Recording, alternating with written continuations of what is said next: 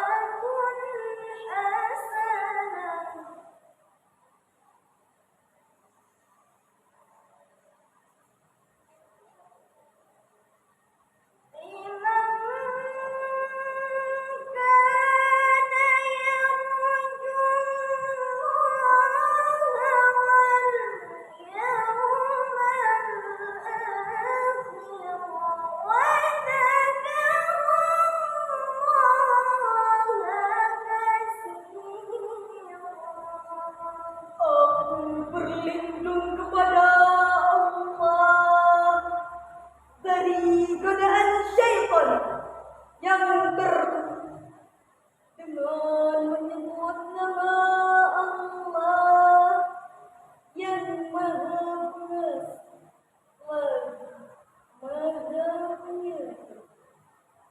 Sungguh telah ada pada diri Rasulullah suri tauladan yang baik-baik, yaitu bagi orang-orang yang mengharapkan rahmat Allah dan kedatangan hari kiamat dan banyak mengingat Allah.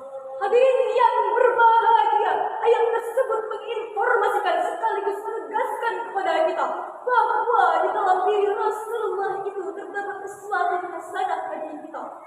Penafsiran Imam Ali As-Sabuni dalam Safwatut Tafsir yaitu Rasul is the walking Quran.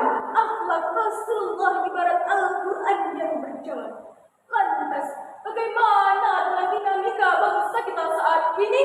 Jawabannya adalah Alhamdulillah, karena masih ada pemimpin yang patut diteladani, masih ada pejabat yang bisa mengayomi, dan masih ada aparat yang peduli. Hal ini patutlah kita syukuri hadirin.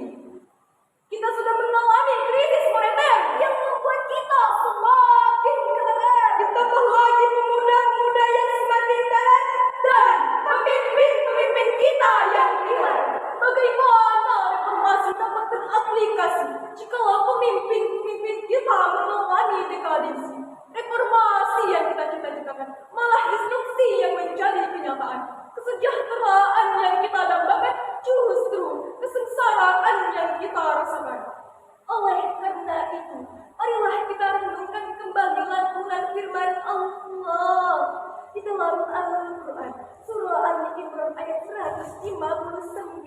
yang akan dibacakan oleh Qari'ah kami berikut ini.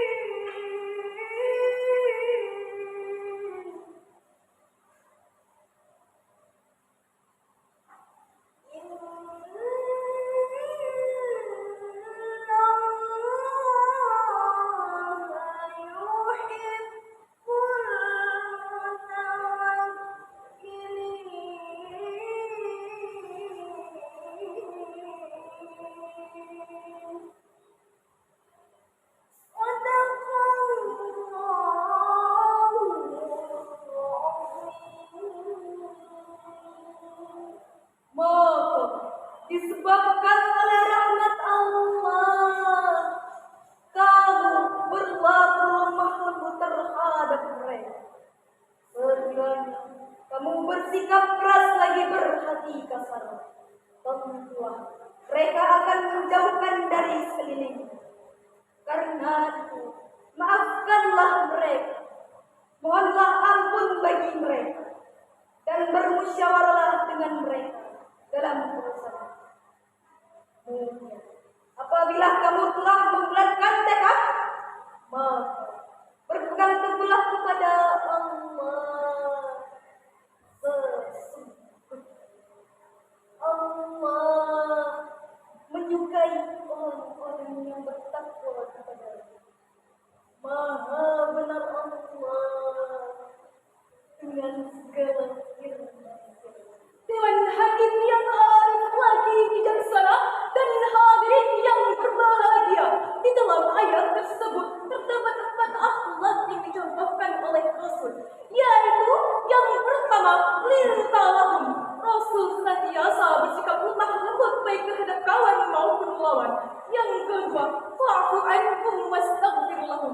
Rasul senantiasa bersikap lapang dada dalam memaafkan dan memberi ampunan di setiap kesalahan. Yang ketiga, wasyawirhum fil amr. Rasul senantiasa mentradisikan berkehidupan bermusyawarah dalam setiap mengambil keputusan. Dan yang keempat, faiza azamta fatawakkal 'ala Allah.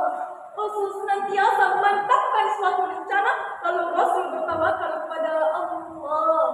Itulah cara dan strategi Rasul sebagai seorang pemimpin yang selalu menjadi teladan bangsa yang berlandaskan kepada akhlakul karimah, moral dan etika. Untuk itu terdapat 3 solusi yang harus kita perhatikan agar bangsa kita bangkit dari keterpurukan. Adapun 3 solusi tersebut ialah: yang pertama, pemimpin harus menjadi public figure. Yang kedua, menjadikan Al-Quran sebagai petunjuk dan pedoman hidup agar kita wujud.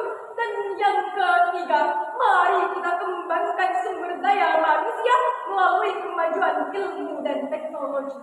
Serta serta kematangan iman dan takwa yang akan bermuara pada akhlak dan mulia.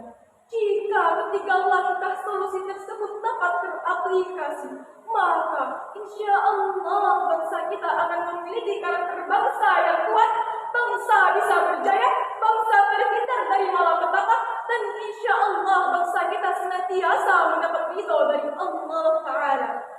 Dengan demikian, dari uraian tersebut dapat kita simpulkan bahwa agar bangsa kita menjadi bangsa yang kuat, maka para pemimpin-pemimpin kita harus mengambil cara dan strategi Rasul, menjadikan Al-Quran sebagai pedoman dan petunjuk hidup agar kita wujud dan rahmat Allah pun terus terus.